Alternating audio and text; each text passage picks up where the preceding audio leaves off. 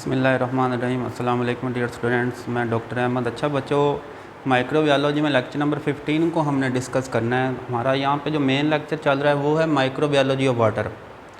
तो अब ये वाला जो पानी है, पानी होता है दो किस्म का। एक को हम कहते हैं फ्रेश वाटर, दूसरे को हम कहते हैं साल्ट वाटर।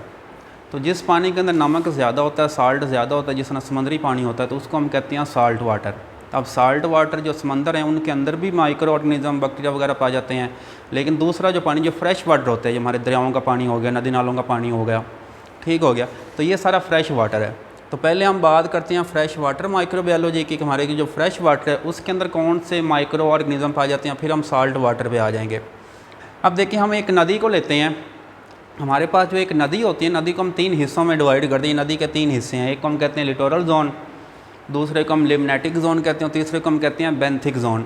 तो फर्स्ट हमारे पास है लिटोरल जोन। तो लिटोरल जोन ऐसा जोन या ऐसा एरिया होता है जो किनारे के नज़दीक होता है। अब नदी का एक जो किनारा है, तो किनारे के नज़दीक वाला जो एरिया है उसको हम कहते हैं लिटोरल जोन। तो द एरिया नियर शोर के, जो किनारे के नज़दीक है। अब देखें, अगर ये एरिया किनारे के नज़दीक है तो यहाँ पे लाइट पहुँच रही है, ठीक हो गया, और ये कम गहरा एरिया है, तो यहाँ पे जो माइक्रो ऑर्गेनिज़म पाए जाएंगे वो फोटोसिंथेटिक होंगे, क्योंकि लाइट मिल रही है तो फोटोसिंथेसिस कर सकते हैं। जैसे एलर्जी है और ये बैक्टीरिया हैं, तो ये दोनों फोटोसिंथेसिस करते हैं, तो ये लिटोरल जोन में मौजूद होंगे। और दूसरा लिम्नेटिक जोन। अब आप नदी के बिल्कुल सेंटर पे चले जाएँ तो सेंटर वाला जो एरिया होता है उसको कहते हैं लिम्नेटिक जोन। तो ये ओपन वाटर एरिया है और यहाँ पे भी काफ़ी लाइट पहुँच रही है, तो यहाँ पे भी आपको फोटोसिंथेटिक माइक्रोब नज़र आएंगे, ठीक है। लेकिन जैसे ही आप पानी गहराई में नीचे जाएंगे तो नीचे जाते हुए 2 चीज़ें कम होगी। एक तो पानी के अंदर ऑक्सीजन की मिकदार कम होगी और दूसरा लाइट की मिकदार भी कम होती जाएगी। इसलिए जैसे आप नीचे जाएंगे अब आपको जो फोटोसिंथेटिक बैक्टीरिया वो नज़र नहीं आएंगे। तो अब देखें, यहाँ पे ऑक्सीजन नहीं है, लाइट नहीं है, तो यहाँ पे आपको क्या नज़र आएंगे, purple and green sulphur bacteria मिलेंगे जो ऑक्सीजन की गैर मौजूदगी में रह सकते हैं। और लास्ट वाला जो जोन है उसको कहते हैं बेंथिक जोन, जो बिल्कुल गहराई वाला जो एरिया है, तो इसको बॉटम एरिया कहते हैं। यहाँ पे लाइट नहीं है, ठीक है, तो अब वहाँ पे सिर्फ वही ऑर्गेनिज़म पाए जाएंगे जो फोटोसिंथेसिस नहीं कर सकते। तो आप देखें, यहाँ पे कुछ बैक्टीरिया जिनको कहते हैं मीथेन प्रोड्यूसिंग बैक्टीरिया। तो ये बैक्टीरिया ये सबसे नीचे रहते हैं गहराई में, ठीक हो गया, तो ये बैक्टीरिया वहाँ पर सर्वाइव कर रहे हैं। अच्छा, उसके बाद हम आते हैं साल्ट वाटर माइक्रोबायोलॉजी कि हमारा जो समुद्री पानी है उसके अंदर कौन से माइक्रो ऑर्गेनिज़म पाए जाते हैं। अब देखें, यहाँ पे जो बैक्टीरिया होंगे उसे हम कहते हैं साल्ट लविंग बैक्टीरिया, कि जो साल्ट से प्यार करते हैं, इनको कहते हैं हेलोफिलिक, ठीक है। तो ये बैक्टीरिया हैं जो समंदर के पानी में पाए जाते हैं। और हमारे पास एक बैक्टीरिया की पुरानी आप कह सकते हैं इसकी किस्म है जिसको कहते हैं आर्कियो बैक्टीरिया। जब हम ज़िंदगी के आगाज़ की बात करते हैं तो हम यही कहते हैं, हम ज़मीन के ऊपर सबसे पहले जो लाइफ आई थी वो ये आर्कियो बैक्टीरिया थे। तो आर्कियो बैक्टीरिया से आगे जो लाइफ है वो सारी चली है। तो ये आर्कियो बैक्टीरिया आपको यहाँ पे नज़र आएंगे।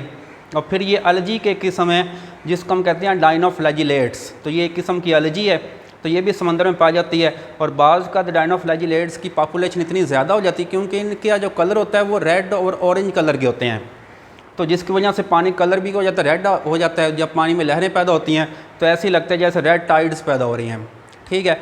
और फिर ये वाली जो स्पीशीज़ एलर्जी की, ये बहुत सारे टॉक्सन पैदा करती हैं और उन टॉक्सन, उन जहरीले केमिकल से जो पानी के अंदर जो मछलियाँ वगैरह मर जाती हैं, ठीक है।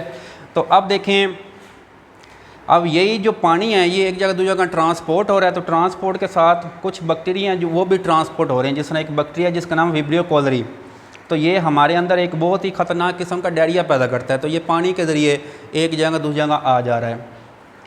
और फिर ये एंड पे हमने ये पढ़ना है कि पानी के अंदर जो माइक्रो ऑर्गेनिज़म होते हैं इनसे हम कैसे बच सकते हैं, इनको हम कंट्रोल कैसे कर सकते हैं। तो इनको कंट्रोल करने के बहुत सारे तरीके हैं। पहला तरीका क्या है, water store in jugs of metal, कि पहले जो लोग थे पानी को स्टोर करते थे वो मेटल के जो बर्तन बने होते थे उनके अंदर स्टोर करते, क्योंकि मेटल के जो बर्तन होते हैं उनमें एंटी बैक्टीरियल उनकी एक इफ़ेक्ट होता है जो बैक्टीरिया को मार सकता है। तो अगर आप मेटल के बर्तन में पानी को स्टोर करेंगे तो इससे बहुत सारी बैक्टीरिया मर जाएंगे। और फिर आप क्या करें, पानी को बॉयल कर लें, तो पानी को उबालने से भी बहुत सारी बैक्टीरिया क्या हो जाते हैं, मर जाते हैं। And water clean bye chlorine, कि आप पानी से क्या करें, क्लोरीन गुजार दें, तो क्लोरीन भी पानी को क्या करती है, माइक्रो ऑर्गेनिज़म बैक्टीरिया से साफ़ कर देती है। और फिर by use of ozone gas, आप ओजोन गैस से पानी को ट्रीट करें तो ओजोन गैस भी क्या करती है, पानी के अंदर जो बैक्टीरिया को मार देती है। बाय अल्ट्रा वायलेट लाइट, अब देखें ये जो अल्ट्रावायलेट लाइट है ये पानी से गुजारी जाती है और पानी के अंदर जो बैक्टीरिया होती हैं ये लाइट क्या करती है, उनका जो डीएनए होता है, उनका जो जेनेटिक मटेरियल है उसमें चेंजेस लाती है, उसमें म्यूटेशन ला देती है ये लाइट, जिस वजह से बैक्टीरिया मर जाती हैं। या आप क्या करें, यूज़ ऑफ फ़िल्टर यूज़ कर लें, तो पानी को फ़िल्टर कर लें, तो फ़िल्टर से क्या होगा, जिस तरह पोर्सलिन फ़िल्टर होते हैं, तो वो फ़िल्टर क्या करेंगे, बैक्टीरिया उसके ऊपर आ जाएंगे और नीचे जो पानी है वो क्लीन होकर नीचे आ जाएगा। और एंड पे ना एक टेस्ट होता है जिसको कहते हैं टर्बिडिटी टेस्ट, ठीक है। तो पानी की क्वालिटी को चेक करने के लिए एक टेस्ट परफॉर्म किया जाता है लैब में जिसको हम कहते हैं टर्बिडिटी टेस्ट। तो इसके लिए ना बाकायदा एक इंस्ट्रूमेंट होता है जिसको कहते हैं टर्बिडिटी मीटर। तो टर्बिडिटी मीटर के ज़रिए हम ये टर्बिडिटी टेस्ट करते हैं और उसके ज़रिए हम यही चेक करते हैं कि ये जो पानी है इसकी क्वालिटी कितनी अच्छी है कितनी अच्छी नहीं है, या पानी ये पीने के काबिल है या नहीं है। ठीक हो गया। तो टर्बिडिटी टेस्ट आपको ये बताता है कि इस पानी के अंदर कितने बैक्टीरिया, कितने आप कह सकते हैं न्यूट्रिएंट्स हैं या कितने वायरसेस वगैरह हैं। तो जिस पानी का आप कह सकते हैं उसकी रीडिंग ज़्यादा आएगी, टर्बिडिटी टेस्ट में उसकी रीडिंग ज़्यादा होगी, तो वो पानी उतना ही क्या हो जाएगा, अनक्लीन या अनहेल्दी हो जाएगा। लेकिन जितनी उसकी रीडिंग कम होगी तो हम कहेंगे इस पानी की टर्बिडिटी कम है, तो इतना ही पानी ये क्या है, ज़्यादा क्लीन है और इसको आप इस्तेमाल कर सकते हैं। अच्छा बच्चों, ये था हमारा आज का लेक्चर। उम्मीद करता हूँ मेरा लेक्चर आपको बहुत अच्छे समझ आया होगा। अपनी दुआओं में याद रखिएगा। मिलते हैं नेक्स्ट लेक्चर के साथ। अल्लाह हाफिज़।